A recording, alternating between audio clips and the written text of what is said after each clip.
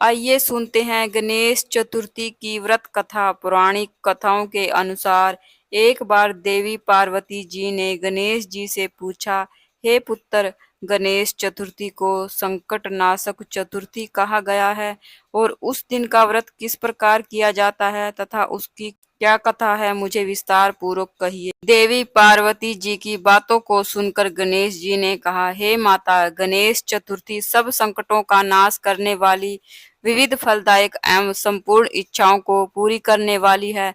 श्री कृष्ण जी कहते हैं कि हे युधिष्ठिर पुत्र, की ऐसी बात सुनकर पार्वती जी ने उनसे पूछा, आहार एवं पूजन में क्या विशेषता है, उसे कहिए। तब गणेश जी माता पार्वती को बहुत ही दुर्लभ कथा सुनाते हैं।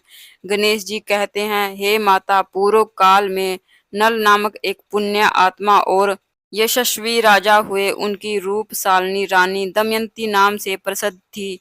एक बार उन्हें शापग्रस्त होकर राज्य छोड़ना पड़ा और रानी के योग में कष्ट सहन करना पड़ा। तब उनकी रानी दमयंती ने इस सर्वोत्तम व्रत को किया। पार्वती जी ने पूछा, हे पुत्र, दमयंती ने किस विधि से इस व्रत को किया और किस प्रकार व्रत के प्रभाव से 3 महीनों के अंदर ही उन्हें अपने पति से मिलने का सौभाग्य प्राप्त हुआ?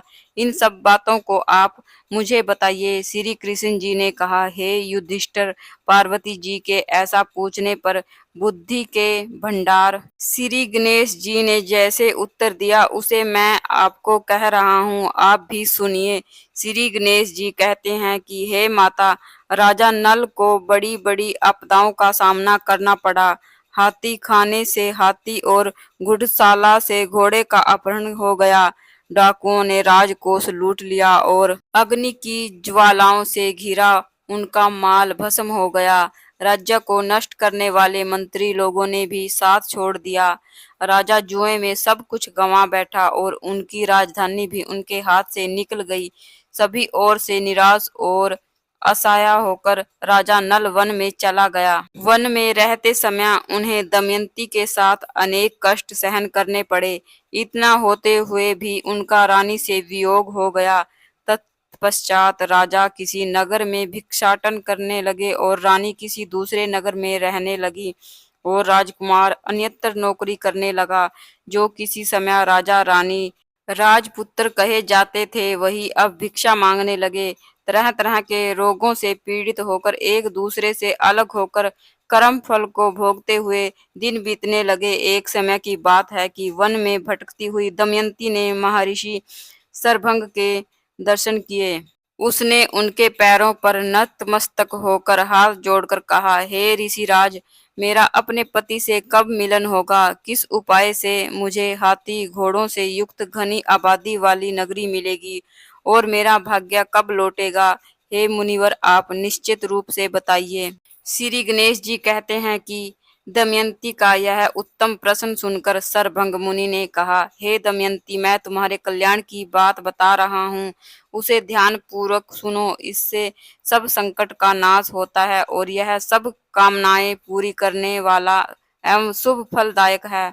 अगहन मास की चतुर्थी संकट नाशक कही गई है। इस तिथि को नर नारियों को गजानन की पूजा करनी चाहिए। विधि पूर्वक व्रत एवं पूजन करने से तुम्हारी संपूर्ण इच्छाएं पूर्ण होंगी। 7 महीने के अंदर ही तुम्हारा पति से मिलन होगा। यह बात मैं निश्चय पूर्वक कहता हूँ। गणेश जी कहते हैं कि सरभंग मुनि का ऐसा आदेश पाकर दमयंती ने संकट चतुर्थी व्रत प्रारंभ किया और तभी से लगातार प्रतिमा से गणेश जी का पूजन करने लगी। 7 ही महीनों में राजन इस उत्तम व्रत को करने से उसे पति, राज्य, पुत्र और पूर्वकालीन वैभव आदि की प्राप्ति हो गई। श्री कृष्ण जी कहते हैं कि हे युधिष्ठिर, इसी प्रकार इस व्रत को करने से आपको भी राज्य की प्राप्ति होगी और आपके सभी शत्रुओं का नाश होगा, यह निश्चय है। हे राजन, इस प्रकार मैंने सभी व्रतों में उत्तम व्रत का वर्णन किया है। यह सब संकट का नाश करता हुआ आपके भाग्य की वृद्धि करेगा। बोलिए श्री गणेश भगवान की जय। बोलिए श्री राधा कृष्ण भगवान की जय।